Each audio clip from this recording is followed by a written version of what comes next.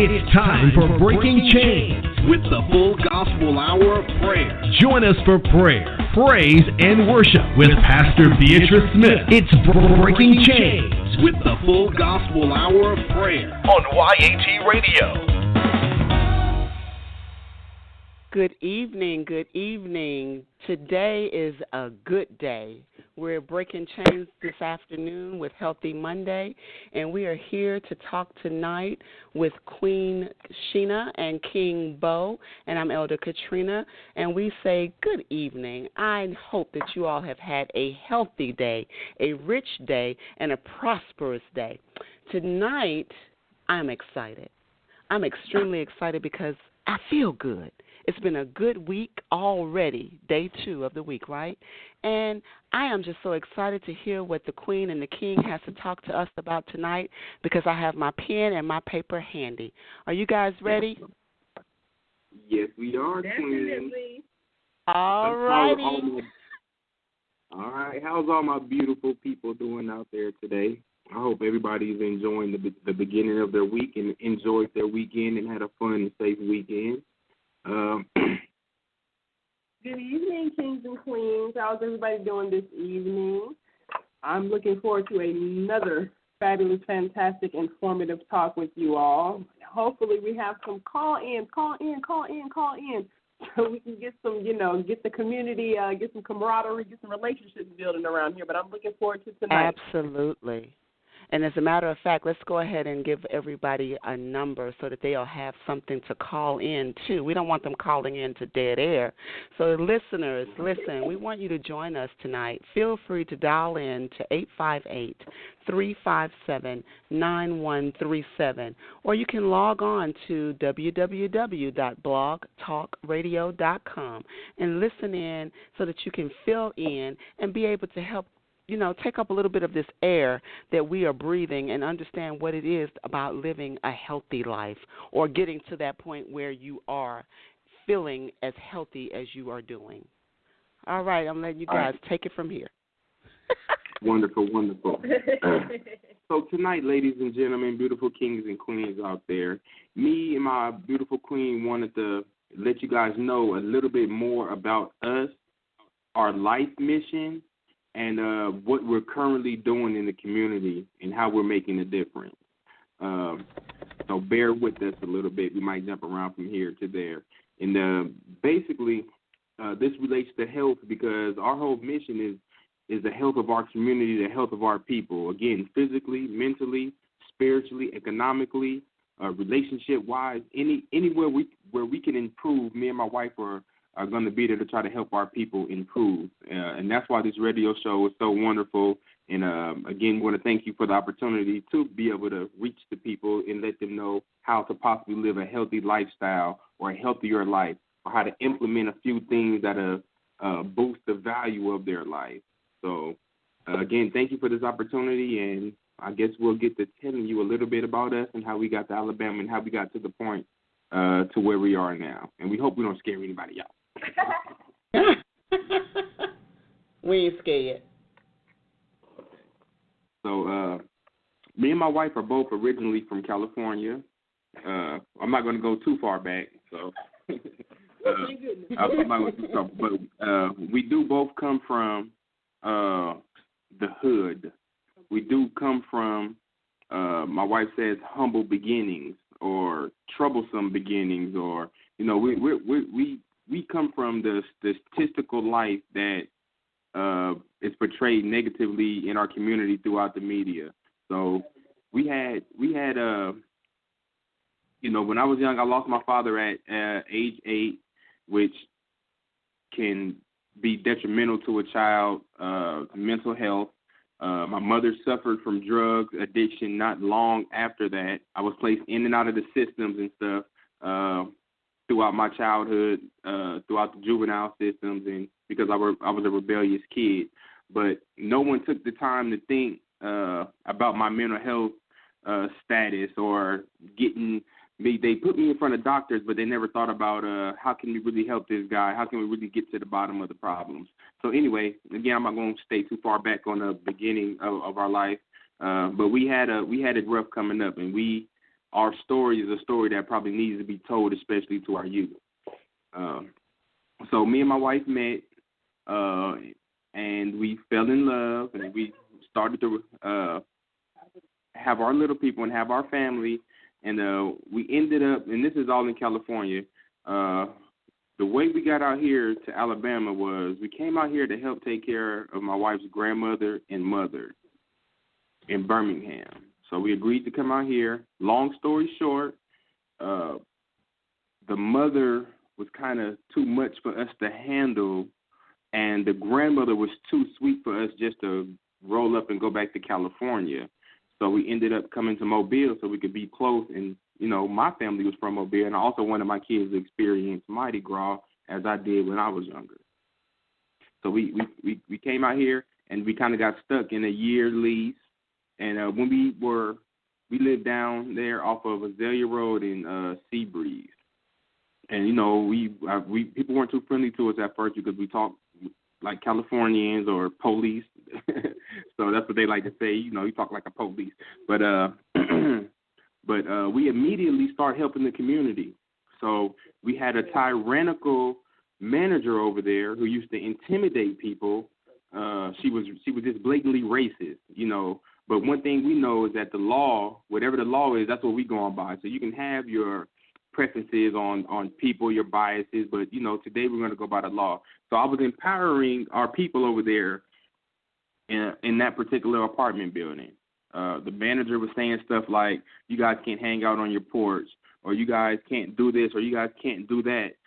Anyway, we were empowering people. Then people started, or the manager would do stuff like not send, because she didn't like attendance, she wouldn't send the maintenance over there to fix the air conditioning in the middle of the summer. There's laws against that. So basically, we started helping our people realizing their rights and helping them stand up for themselves, empowering them. And then from there, people were knocking on my door, asking me, can I help with this and can I help with that? It could be I help somebody get their disability. My wife was helping people fill out paperwork, helping people with resumes, also feeding people. We had a couple friends who come over to feed. And again, this is important because we're talking about community and being a healthy community and being a healthy people. So we were able to lend our services because we might have been a little bit more red, or we had a higher tolerance for some of the bull that our manager was getting than these other tenants, that we were able to help them. So we were building positive relationships amongst our community. And again, they were really apprehensive at me and my wife at first because we talked like we were from California. We talked like we were white, or we talked proper. So anything we asked them, they thought we was trying to set them up for something. So this was our way of building these community relations with the people around us by helping them. Okay. From then, we realized that Mobile can really, and we were limited on what we can do because we didn't have a car. We were on the bus. But, you know, we did realize Mobile can really use our help as far as our people advancing themselves. And so we decided to stay and give it a try and say we're going to dedicate ourselves to helping the people versus our old life where, you know, we were tearing up the community. Now we build the community. You know, we're out there taking life, so to speak. Now we're giving life, you know. I used to drain people's energy. I come around, you know, even my homeboys, they're like, oh, here he come. He's going to be in some mess in no time soon. So, you know, I used to, like, suck the life out of people when I come around because of my negativity. Now when I come around, the young brothers and sisters know that I'm going to breathe some life into them, whether I'm talking about gardening, whether I'm talking about building your economic status, getting a job, building something for yourself, or whether I'm talking about fatherhood or sisterhood. People know when I come around, people like to say, you're a fresh breath of air. And I might just be patting myself on the back a little bit. I probably can't name a person who said that, but I would like to think people say that about me. But seriously. So me and my wife dedicated our lives to the people. And when I say the people, I mean to our people, to the injustices that go on in our communities, to the injustices that go on across the nation. And during our transitioning time, you had a lot of police killing our youth across the nation in the communities. Young youth were mad. Young youth were scared of the police. And again, me and my wife had community people. The youth gravitate toward us because we always fill them with positive knowledge and positive energy. And for two, we're cool. Just point blank, we're just some cool people. You know, we hang out, we chill, we're cool. So a lot of the youth were expressing their anger toward the system at this time here in Mobile, and it was like, F the police, if they come, woo, woo, woo, woo, all type of counterproductive stuff that our youth shouldn't even be thinking about. You know, our youth should be thinking about graduating high school, you know, thinking about how to be a more of a family type of person to your family, or thinking about their future. They shouldn't be thinking about police and police brutality and what if it happens to us, so on and so forth. So me and my wife originally got into the fight with just the injustices that's going on in Mobile. And the first one was the bus, because we rode the bus. So during the time when they started cutting the buses, me and my wife were out there on the front line, bringing attention to it, because there was an injustice in Mobile that affected our people. So if you cut the bus, is already not efficient, because our people can't get to where they need to be on the bus. We're limited to the doctors we can use. If you don't have a car, if you depend on the bus, we're limited to the dentist. We're limited to the places we can work, and we're limited especially to certain stores. So if I wanted to go down here and get me some fresh produce from one of my favorite stores or a market of sorts, and the bus doesn't run there, I'm not able to do that, which is a hindrance on my life. So I'm forced to go to the Piggly Wigglies and the places where the produce is not as good or glamorous. So that was our first fight we got in Mobile. And babe, you can jump in anytime you want. All right. Our second thing was when the young brother Michael Moore was murdered by the police, and many people jumped to a conclusion that he was a thug, so on and so forth. But I can tell you that he wasn't. You know, he was actually a young man that we all would have been proud of if we met him when he was living. So I'll leave that at that. But we stood with his mother, and as long as his mother wanted us in the fight, even to this day, we stand with the mother, we stand with the family, because it was a sad thing to see. So again, building community relations is very important.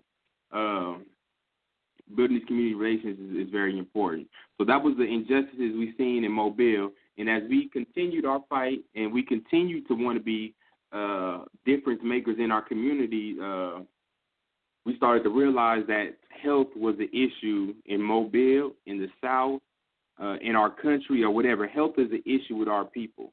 If you look, all we have to do is look at some of these other nations, and they don't have the health problems we have. They're not dying from diabetes. They're not dying from hypertension. They're not dying from the preventable diseases that we talk about on a weekly basis on this show. You know, they're living a lot of countries, even some of these poorer countries that we would think have shorter lifespans, have longer lifespans than us Black Americans over here, or Americans, period. So we start realizing that, especially when we start changing our diet. Me and my wife already ate a predominantly healthy diet. We ate chicken and fish, veggies, period. We never went too much into the snacks and stuff like that, but we ate healthy. And when we start transitioning more to vegetarian and vegan, that's when we start realizing that Mobile had a problem, because it's just hard to get fresh quality fruits and vegetables in Mobile. I mean, Winn-Dixie, you can go to the Winn-Dixie and they have a nice section. But when you start talking about organic, you go look at the little organic section, or you start talking about alternative things, especially if you're not eating no meat at all. You know, you want the mushrooms, you want your squash, you want the other things that and a lot of these stores in our communities don't provide that. Again, if you're on a bus, you're only limited to certain stores where buses go and bus stops are at. If you don't have a car, you're limited to that maybe one trip to the store, and you get all your stuff for the whole month. And we know if you get tomatoes at the beginning of the month, you ain't going to have none at the end of the month. You know, you ain't going to want to ask nobody for a ride. So we start realizing that that's one of the biggest problems in Mobile. And a lot of people, and of course the violence is can get out of control. This summer, a lot of women were being murdered. Last year, I think 11 youth, a lot of youth were murdered last year, and I mean that's also a problem. But that's fixable with reaching our youth. So our youth, again, community relations. That's what we're talking about right now. Just building community relations. So when we do see our youth out there doing a positive thing, you know, stop and reward them. You know, stop and reward them. Stop and say, young brother, I seen what you did, and that was righteous. And that'll promote them to keep doing so. Because if we see that young brother do something negative, you know, we'll stop and say, man, that was negative. That was a bad thing to do. Or I would hope you would, as a community person, or hope you would feel safe enough or brave enough to say, young man, you know, you need to stop throwing rocks at that building over there. That's detrimental to your community, so on and so forth. Versus just letting it slide if you have that ability. I know it's scary out here, but if you have relations in your community is not scary. You know, you don't have to be a hostage in your community. I know I'm from California, to where if you walk out your door, you're liable to be the last time walking out the door, and that's for anybody, women, children, or whatever. And I noticed that if you know the people in your community, you know, they're not going to mess with you. Our elders, our elder women, I'll give you an example. This is a good example for the South. In our communities, we always have that one lady that everybody super respects. They be like, oh, no, that's Miss Johnson over there. Do not walk on her grass. Don't look her way. Pull your pants up. Turn your hat right. Whatever Miss Johnson say, in her presence, you're going to do it. Maybe when you get back around the corner, you let your pants sag back down. You start using that foul language again. And I think these elders are in all our communities, and we need more. And the reason these elders are respected is because they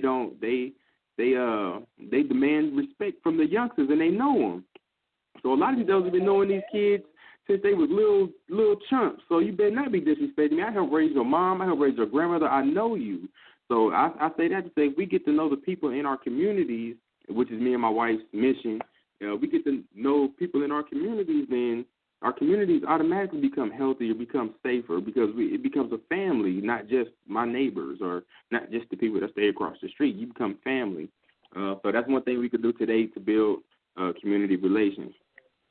So, again, I don't want to be rambling, so I'm going to get back to the topic of getting to me and my wife's current mission and how we got here. So, again, we start seeing that it was Mobile had a problem. I read a couple studies saying that I believe they said one in 3 kids are on the track to have diabetes.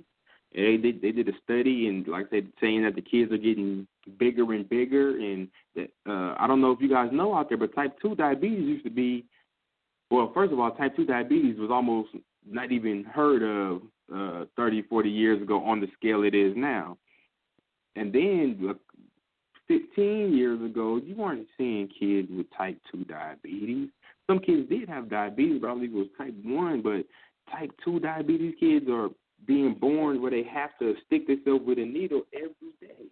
You know, that's sad. And to say that our kids are on a track to have that 1 in 3 are African kids, you know, that's sad to say. So that's something that we need to, I figure, man, that's something that we need to be combating now.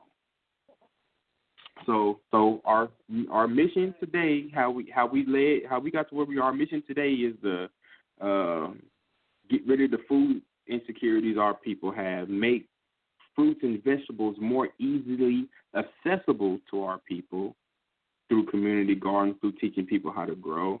Our mission, our goal right now is to get people to grow their own food for first consumption. So I want you to grow your own greens, grow your own okra, grow your own food, at least 1 food or 2, depending how much yard you got, how much time and energy you got. You know, grow your own food for 1, to eat, For 2, to feed the needy if need be. And for 3, you can make money off of it, point blank. That solves a lot of problems.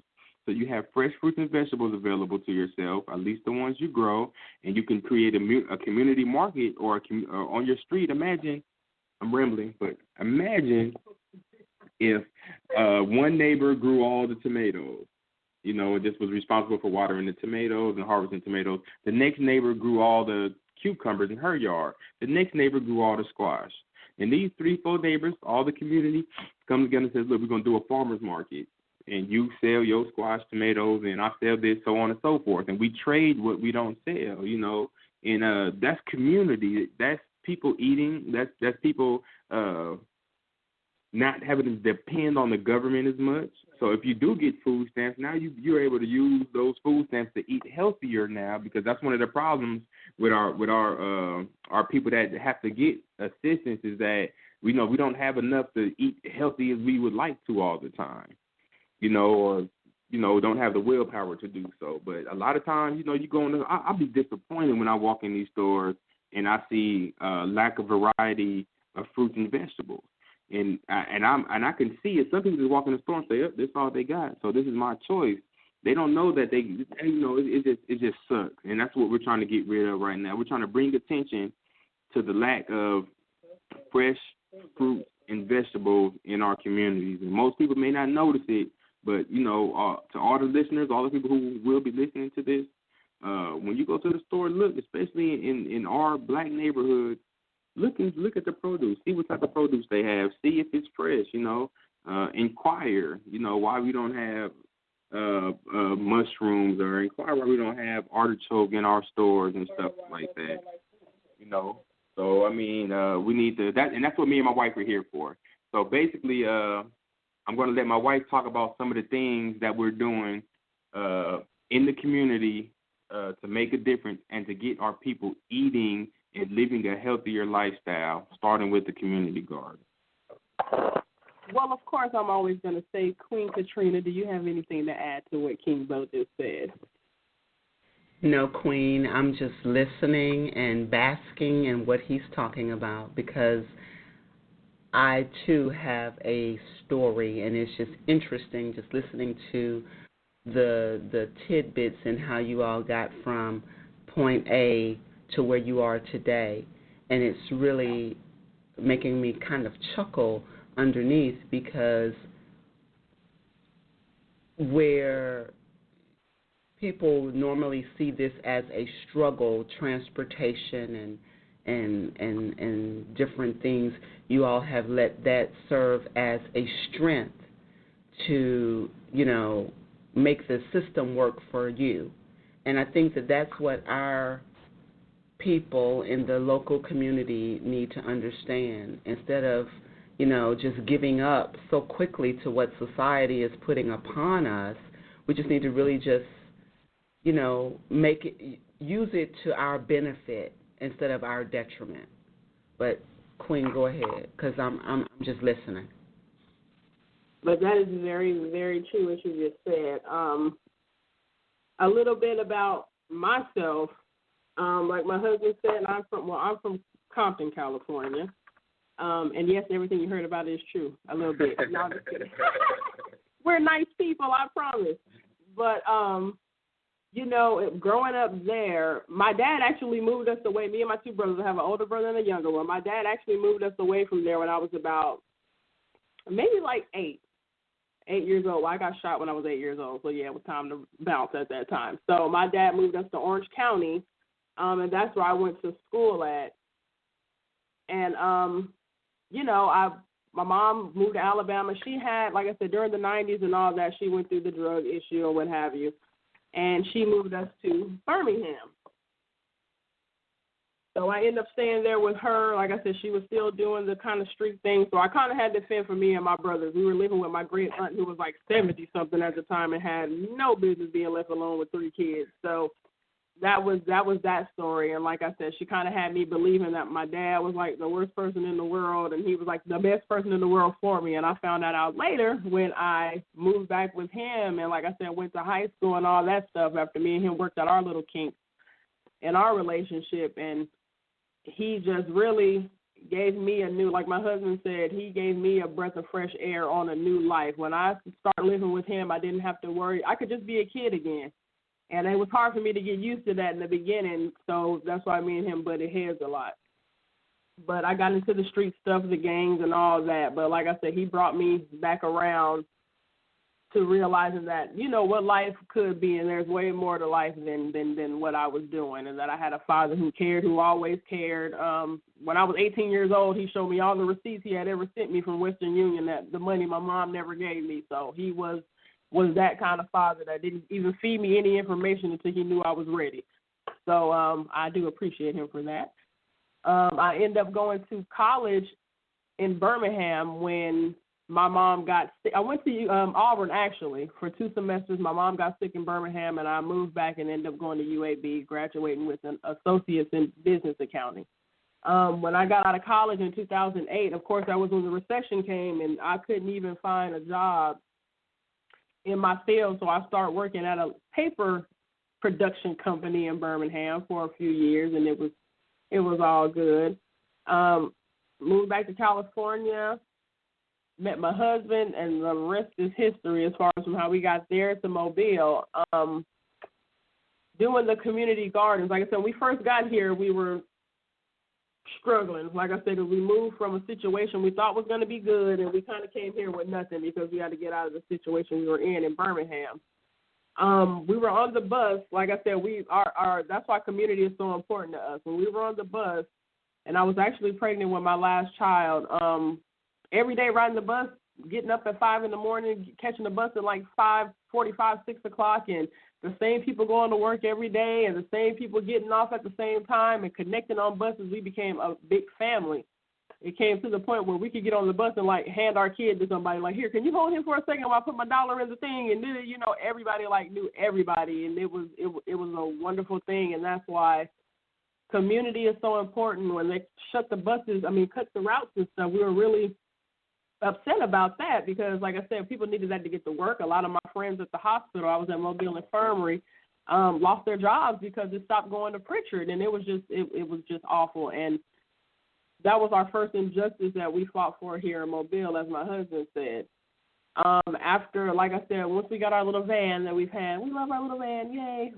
We started doing our gardening, and we have about 5 or 6 community gardens right now, and every last one of them is on the bus route. And we made sure of that because we stayed true to, like I said, our humble beginnings. I could be a millionaire. I don't think that ever happened, but if I ever even got $1 million, I would never leave, as they so-called the hood. I would never leave because this is where, yes, I would buy the block back and rebuild it because I love it here.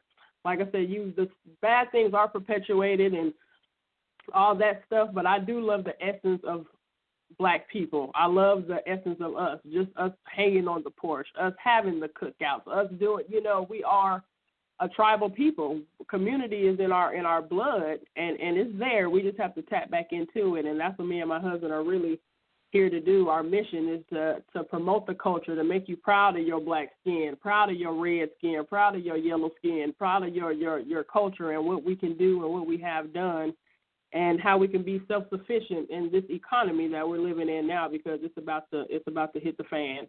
And we need to know how to fend for ourselves. Our kids need to know how to fend for themselves once we leave here, because we are among very few species who know that we have to leave this earth one day. A lot of species aren't aware of that, but we are. So we have to prepare and act as such and do what we have to do, like I said, to leave it to the next generation to propel us forward.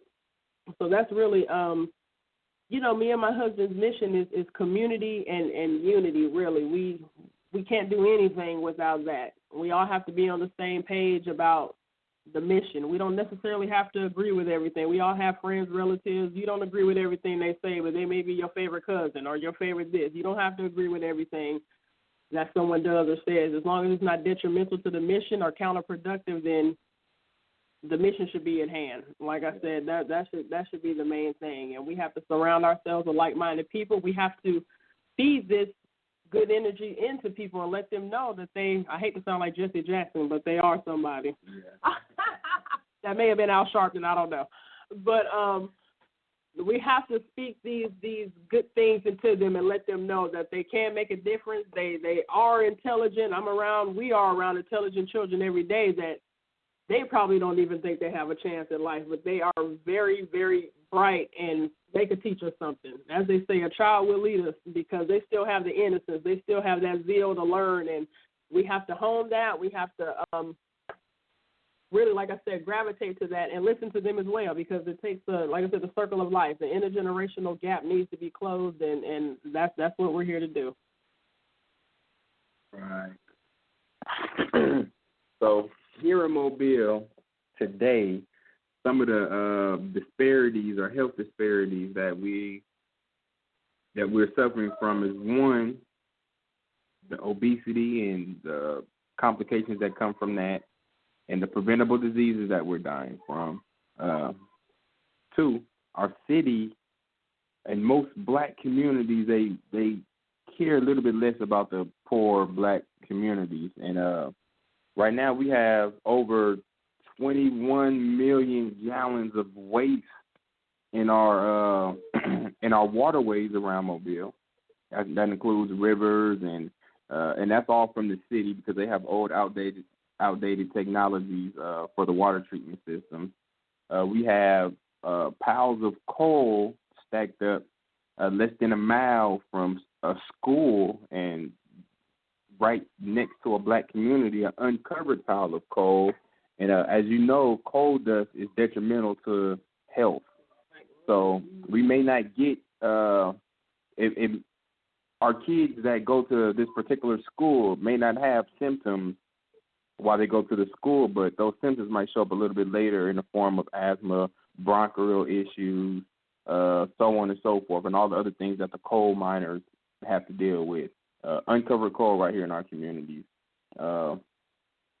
Abandoned fields that create a havoc. You know, they're eyesore. When we see these fields, when I go through Pritchard and other black communities, and people just don't care about these abandoned fields, it look like it's woods and woods for miles and miles, but it's just a little lot. That's sad to me. This lot could be growing food. This lot could be a park. This lot could be just a beautiful place where people could come sit and chill under the pecan trees and watch the squirrels. It's sad that our community, you know, we want to have pride for our community, and the city wants us to have pride for our community, but they make it hard because they don't assist our community like we need, which in turn makes us don't give a care about our own communities because we figure we can't go out. I don't have a lawnmower to go mow all these lawns. I don't have a weed whacker. I don't have a chainsaw to cut these trees down, but I would like it done, you know, and that's the city's job. So here in Mobile, there's our homeless population here in Mobile. We have more churches than homeless people, and that's across America. We have more empty houses than homeless people. We have Roger Williams projects that have been sitting there for I don't know how many years that can be housing some of these homeless people. And when I say homeless people, I'm not talking about just the people that sleep on the street. You know, I'm talking about people that sleeping on somebody's couch. I'm talking about somebody that been in your house that, you know, your aunties or your nieces and nephews, your sons and daughters and stuff that are homeless sleeping in your extra room or your living room or on the floor on a pallet. You know, these people deserve homes and a fair chance like everybody else, but due to our economy, due to injustice, our people are forced to live a certain type of way. And again, me and my wife are here for any injustices that we see that we think we're able to hop in the fight and make a difference, we're going to do it. And like I say, we need our help to do that, and we want everybody else to get involved. I want everybody else to pick an issue that concerns them or might not concern them, and I want you guys to get involved with it. I want you guys to learn about it, and I want you guys to see how you can make a difference about it. And one of the things me and my wife hate most, and hate is such a strong word, is we hate when people wait to get involved, wait till something hits close to home to get involved with the issue. So when we have a domestic violence event and nobody comes, or we have a Stop the Violence event and we have lack of participation, the people that seen the event, they would want somebody to have that event for their family members, or if they were involved in a domestic dispute, now they would want people to bring attention to it. But what I'm trying to say is, don't wait till something hits home for you to care about it. Mobile, Alabama, and Jefferson County, Alabama, are the two leading counties with new HIV cases and existing HIV and AIDS patients. Mobile County and Jefferson County. Again, don't wait till a cousin or a family member has AIDS to tell people, practice a safe, healthy lifestyle so you can lower your risk of contracting the disease that you will have to live with for the rest of your life. And like I say, it's not just about the sex. It's about the needles. It's about tattoos. It's about how you're protecting yourself when you're around certain situations or thinking about it. So again, my beautiful people, don't wait till stuff hits close to home to try to bring awareness to it. Just don't. And I recommend everybody, and this is good for your health because it's good for our soul, that thing we have inside of us that we really can't explain, but it feels good sometimes. I know how to make that feel even better, and that's doing for other people. Whatever you want to call it, if it's just your happiness or whatever, that feeling on the inside, that feeling of gratification, that feeling of accomplishment, you can get that feeling, and that releases endorphins in the brain. That helps with depression. It helps with stress. Is doing nice things for other people. You actually like rewarding yourself. So when you say, you know what, I'm gonna go make 100 sandwiches and I'm gonna pass these peanut butter and jelly sandwiches out to the homeless, you're gonna feel good when you pass that last sandwich out and people are like, man, thank you, I really appreciated this. I don't know how you knew to be here at this particular time, but I appreciate it. When you say I'm gonna stop and I'm gonna read a book to a group of kids, or say I'm going to volunteer at this elders facility because nobody comes to visit them, or whatever it may be. I want people to get involved and start doing stuff that makes a difference, and promoting stuff that makes a difference. Definitely. So that's what I'm asking all my beautiful people out there to do. Get involved with the issue and make a difference. It'll make you, your community. It'll make everybody around you better, and to make you a better person, make your place and your community a better place to be. Definitely. And don't be scared. A lot of people are scared, have potholes in their communities or have these type of issues in the communities, but they're scared to say, you know what, Mr. Manzi or Mr. CJ or Gregory, Miss Gregory and all the other city councilmen and mayor Richardson, they scared to say, look, man, I have a problem in my community. And my problem is this, so my beautiful people, again, my wife said one of our main things is unity and building self-esteem amongst our people. And with that self-esteem comes self-assertiveness. And when you're assertive, you're a change maker, or you have the ability to make change because you're assertive and you're not scared to get in the trenches. You're not scared to speak your mind intelligently, and that's what people fear. They fear an intelligent person fighting for the rights of other people and themselves. If you're intelligent and you say, you know what, that's wrong, and I'm going to fight for it. I'm going to say it's wrong. I'm going to keep saying it's wrong. They fear that. They fear that person coming along and rallying up the people to unify. So we have to do it. It's a must. But I don't want to ramble on. Do you queens have anything to add to that? No, I was going to ask. Queen Katrina, do you have anything to add, sweetheart?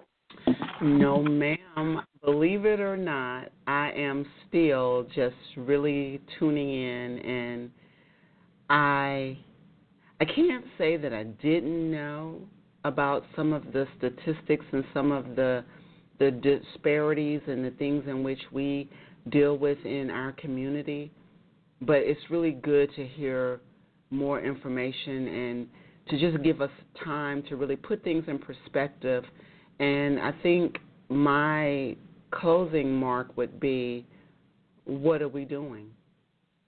Because it's time out to start to just keep complaining about things that we see is not right. Our communities have broken down homes, or homes that are not in livable condition, or they need to be condemned, or the lots, like you're saying, Bo, the lots need to be cleaned off, and we have children playing in these communities, and we have a lot of drug infestation going on. And the thing is, what are we doing? We need to get on the horn. Send letters. I send letters to my Congress people, and I send letters to the city council, and I send emails, and I make my voice heard.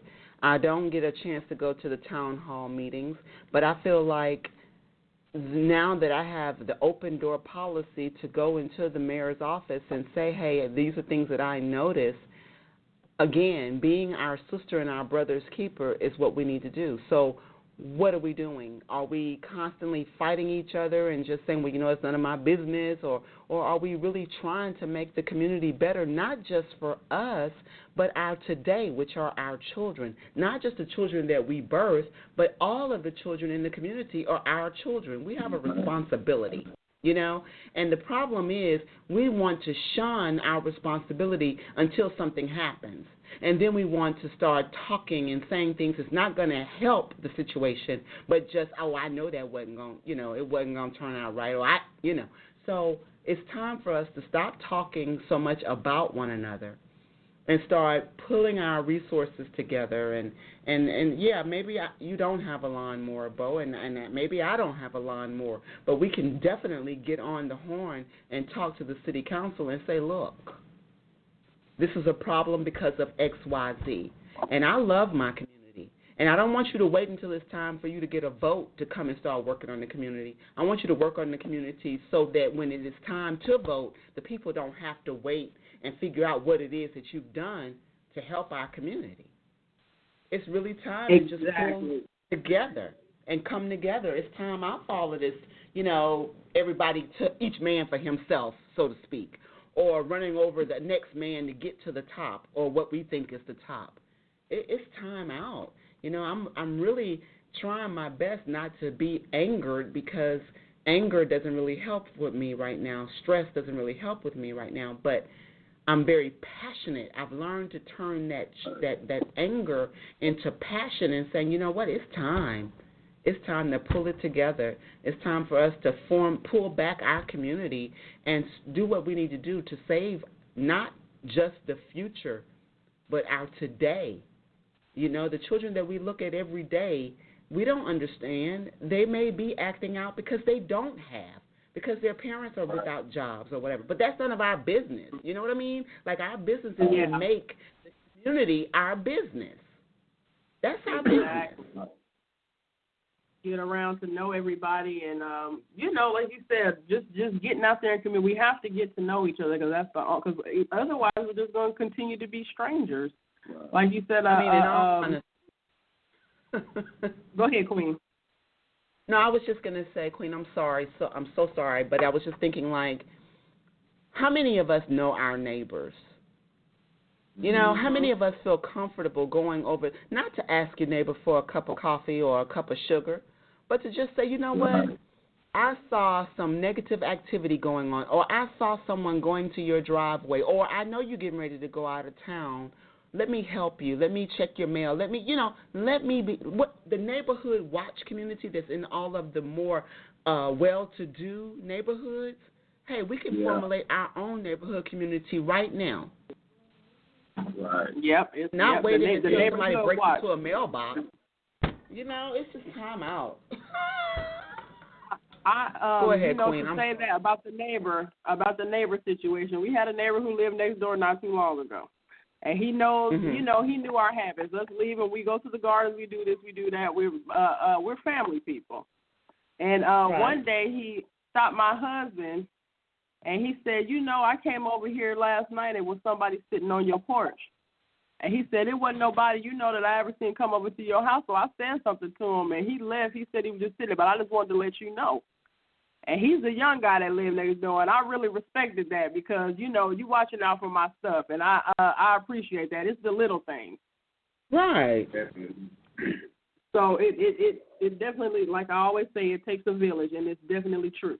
Right. You're right about that.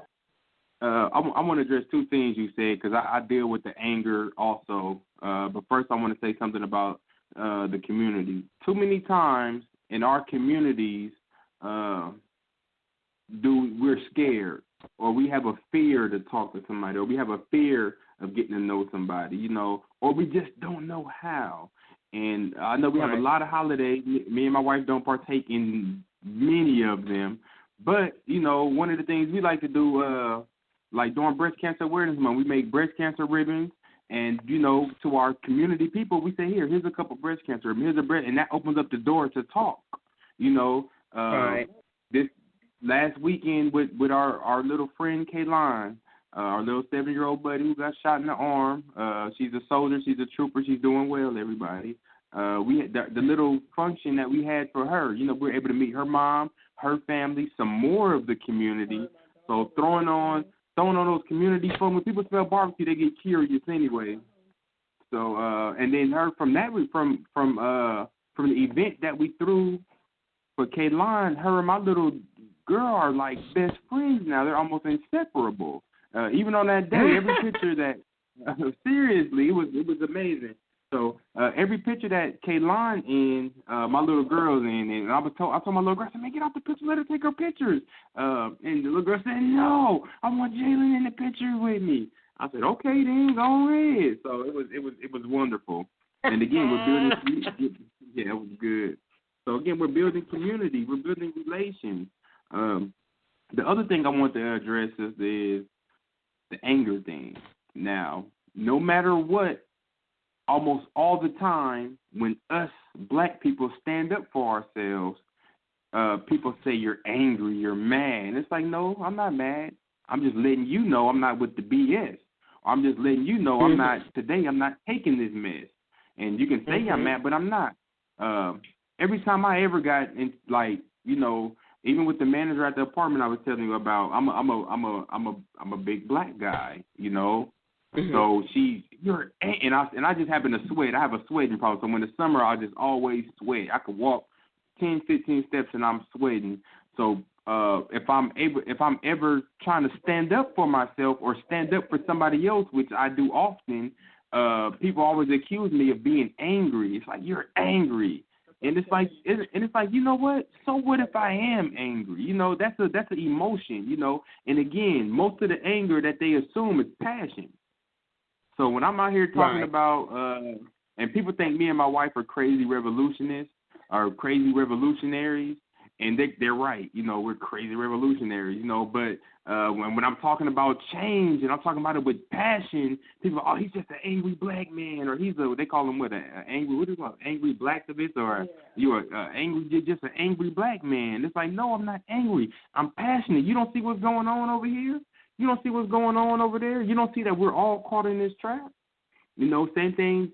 And the only thing that makes people realize that I'm not such an angry black man is when my beautiful, sweet wife comes along and they're like, oh, he cool. He couldn't possibly be that angry man with a wife like that. Her eyes, her teeth always showing, eyes shining bright, and my kids also. So, but I always come off as angry and black. But my suggestion is to our people is to get angry about something, and if you're showing anger for it, that means you kind of care about that situation. So you can fix your anger by fixing the problem. Me and my wife are known as the MAD activists. And MAD happens to be an acronym for making a difference. But indeed, our brand as far as activism is the MAD activist, because we're mad that our people are dying from diabetes and preventable diseases. We're mad that our government is systematically set up for our people to fail. And we're sad that our people that do make it out, they look back at the other people like, you peasants, you should just do the right thing and you'll make it out too. So we're mad that our young men get gunned down in the street by police with no justice. You know, we're mad about all the previous injustices that have gone on in our nation. You know, we're mad that kids only get 15 minutes all year of health nutrition in school, about 15 minutes. You know, we're mad about those things. So since we're mad about them, we have to make a difference about them. And that's who we are. We're the making a difference activists. So anything that we're passionate about, anything that we get mad about, we're going to make a difference. And if we can and have the resources, you know, we're kind of like going to be entrenched in this war. So if my people are tired of having potholed streets and me and my wife just so happen to get in that fight, guess what? We're going to be in that fight because them streets is paved. Or unless we're going to raise the money and pave them ourselves, and then that'll be a problem for the city, and they have to come do the whole street for real because it wasn't professionally done. So we can, you know, anyway, me and my wife are here to make a difference in the community. So if anybody wants to contact us, we'll give you our contact information. If anybody wants to learn how to start and maintain a garden, that's one of our specialties right now is we want people to start gardens in their home. Let us know. The winters are going to be pretty short. Fall's going out, and if you guys come now, you guys will probably get some greens and some kale and some leafy greens growing, and I teach you how to keep it going through the winter. And come spring, you'll have a green thumb. You'll be able to grow you some tomatoes, grow you some cucumbers, grow you some squash. And if you don't have the space, we can come to your house and make some space.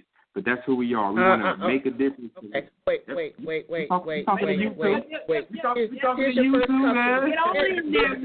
Here's your first customer. I got two little gardens that I started about 3 years ago, and I'm not a gardener, but I had a desire, and I was able to make peppers, the pepper plants, and they came back for a couple of years.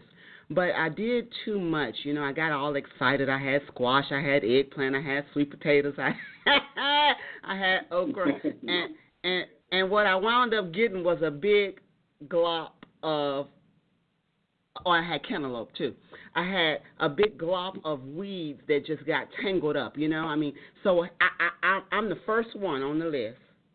Seriously, I've got two little areas in my backyard that my husband started for me, but he, you know, it was my project. I'll give him that, and he was willing to, you know, get it started and everything. But the problem is, I got so excited, so I don't know what to do, how to do, but I have a desire. I'm not lazy. I will get out there. I will dig. I will do whatever because I believe in dealing with the mother nature, the dirt. I love it. But my thing is I don't know how to, you know, not overdo it. You know, do I need more space? You know, is what I'm trying to do too much? You know, the pepper plants, like I said, they did good. But, yeah, I'm your first one. Let me know when. I'm ready. Okay. Definitely. You are on the list for sure. And I want to give everyone out there our contact information, which is Sheena and Bo Williams, and that is area code 562-508-2132. Again, that number is area code 562-508-2132. Our Facebook, you can catch us at The Mad Activist. Our email, makingadifference258@gmail.com. Again, that email is makingadifference258@gmail.com. Call us anytime. Let us know if you're ready to get your garden on. We got our tools in the back of the van ready to pull up on anybody who needs some digging done. We ain't messing around, so give us a call. That's awesome. Like I said, that's awesome. So that's one of our missions right now. We hope to be able to get funders and sponsors to help us do this. A short story. If somebody, we have a short story. We have elders in our community who get disability checks, or they get their retirement checks. And most of that money goes to living expenses.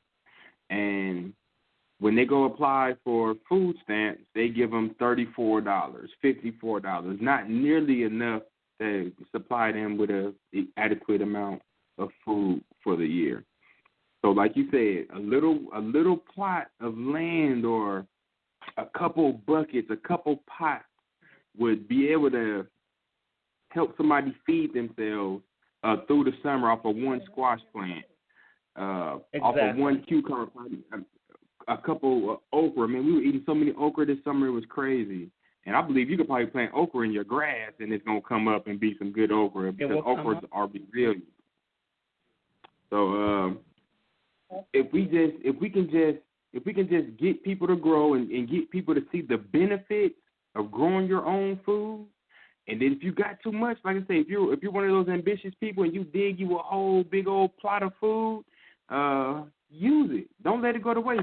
Or call us, and we'll pull up, and we'll pick it up, and we'll make sure it goes to good use. I promise you that. Okay. Definitely. And sister, let us know when. We'll come out there and help you. We'll give you some advice. Like I said, we currently got some seeds and stuff. So let us know when we can pull up and help you out, and we'll be able to use you and show other people that it can be done. A little community help, and it can be done. You know. Look, I'm gonna go ahead and put my. I'm checking my calendar right now. See, you think I'm playing? I'm not playing. I take advantage of every bit of helpful information I can get. You know, it's not. You know, I have a neighbor next door, and I promise you, the neighbor is phenomenal. We've been in our house now about 13 years. Every year when they get tomatoes or they get bell pepper, onion, whatever they get, lemon, lime, oranges, whatever, they always come down in the community and they give. And I do the same thing because I have relatives in Saraland, and they have, you know, grapefruit trees and greens and things, and we do the same thing. But I want to do it, you know, I want to go out farther than just my neighbors right there in front of me and beside me. You know, there are too many people right up off of DIP that used to live underneath that were in the crowded area before they started building McGowan Park up. Mm-hmm. And now those people I see on a regular going to, Wings of Life or what have you. Those people are our people, and they are asking for help. They're asking for help. And they don't ask for a whole lot. It's just, you know, they'll say, well, whatever you have. Well, I love helping, but I can only do so much going into the high-priced stores, right? But if I could go to and get my garden going, then I can do more. So plant a seed and watch it grow, that's what I'm all about. So y'all ain't saying nothing but a word. I'm looking at my calendar, okay, not this Saturday, but the next Saturday. All right? This Saturday? Seriously. Yeah, next Saturday. Because this Saturday I'll be getting ready for the end of a women's revival that's going on. But next Saturday, if you guys are free, hey, how about this? If I need to take a day off work to get this thing started, that's what I'm willing to do. That's how serious I am. No, please go to work. We can set up. We can that Saturday will be fine. We'll set up and get everything ready. Maybe we can meet before then and just take a little peek and see what we can do. Do a little plan and get some stuff growing.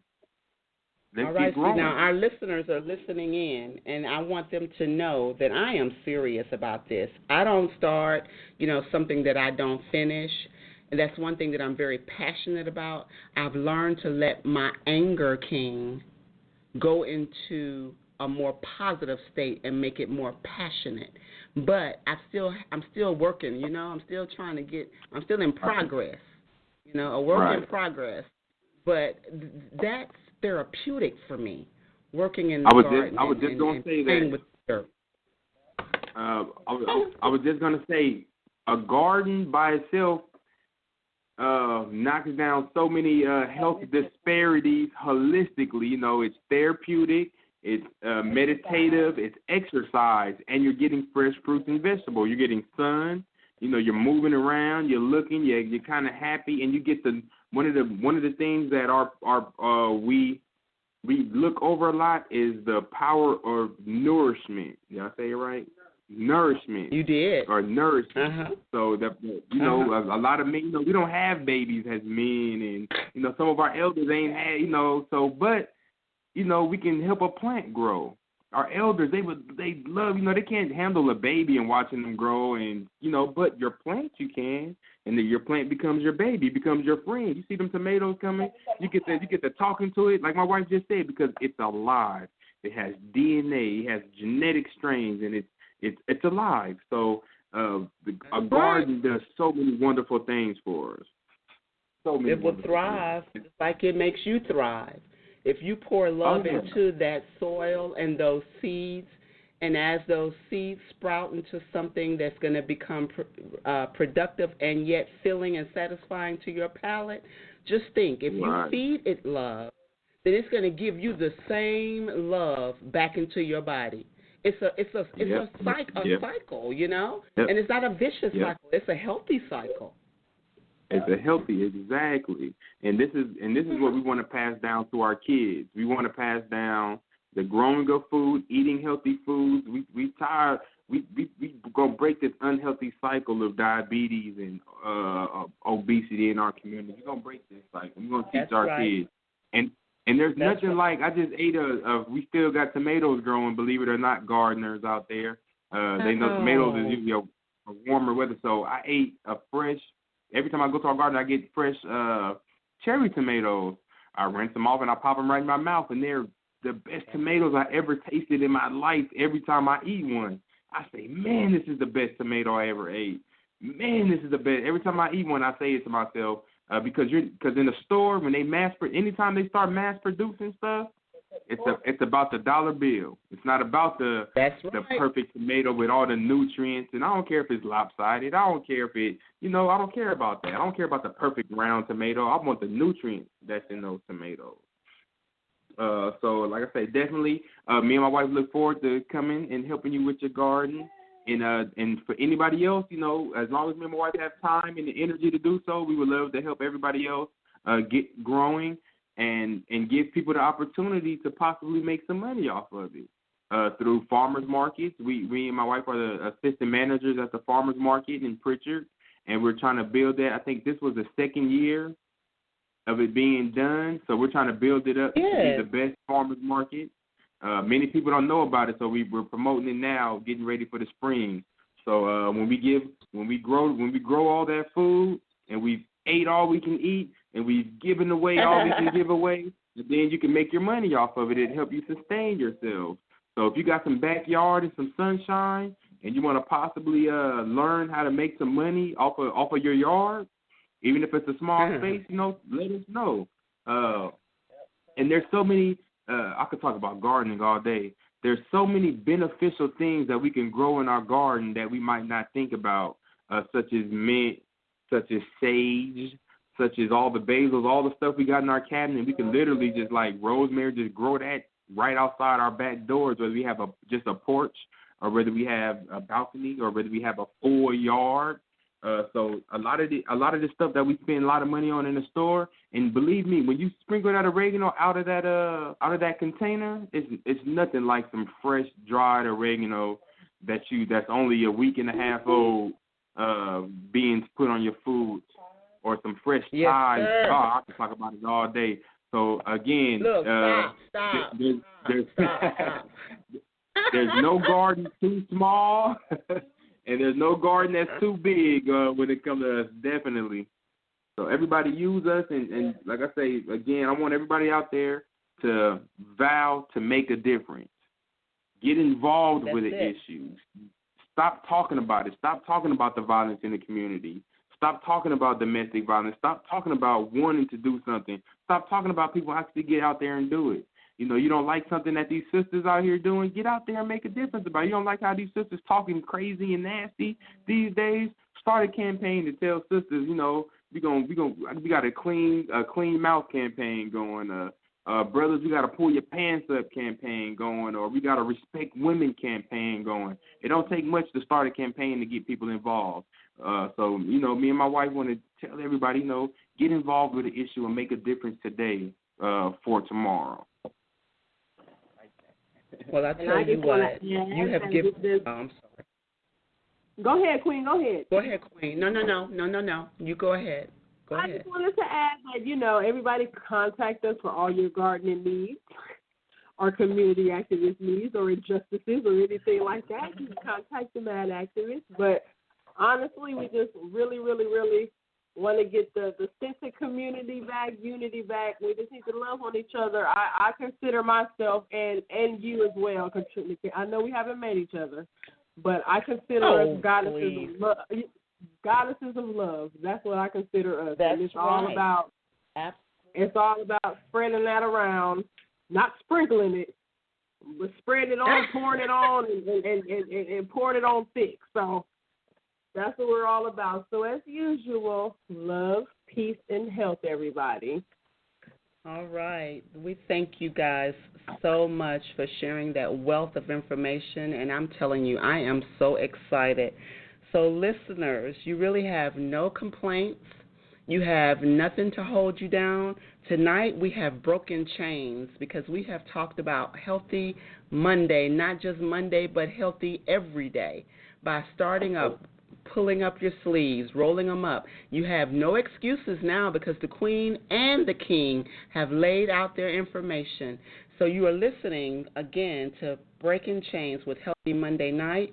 Elder Katrina, Queen Sheena, and King Bo. We say God bless you. We love you. And stay tuned to next week. I will tell you all this, listeners. We'll be going into revival starting tomorrow night, Women Revival at Stone Street Baptist Church. If you are local and you would like to get a word of inspiration, a word of prayer, a word of comfort, feel free to come to Stone Street Baptist Church on Tunstall Drive, Mobile, Alabama, where we will have speakers throughout the week. And then on Saturday, we will have a prayer breakfast. And on Sunday, we will have our closeout to Women's Revival on Women's Day. So we won't come back anymore this week, but we will be back on next Monday and next Tuesday, providing that the Queen and King have more information. I'm so excited about the healthy ways because now, believe it or not, when I go into a store, and I want to leave you all with this, when I go into a store, I start looking for things that I've heard Bo and Sheena talk to us about. Black rice, more green leafy vegetables, not trying to cheat my way out of doing things. There's always a way to learn to another way of being healthy. Not to say that we are perfect because we're all striving to get better and healthier. But tonight has been yet another night that has put the icing on the top of my pumpkin bread. Thank you very much. I said pumpkin bread, not cake. Okay? I like with small portions, small steps, baby steps. Okay, guys. Have a good night. Love you. Have a good night. Love you. All righty. Bye. You've been listening to Breaking Chains with Healthy Mondays on YAT Radio. Tune in next week, same time. Go to our website, blogtalkradio.com/YAT Radio, or call in 858-357-9137. It's Breaking Chains, YAT Radio, where we leave a mark that can't be erased by breaking the chains of silence.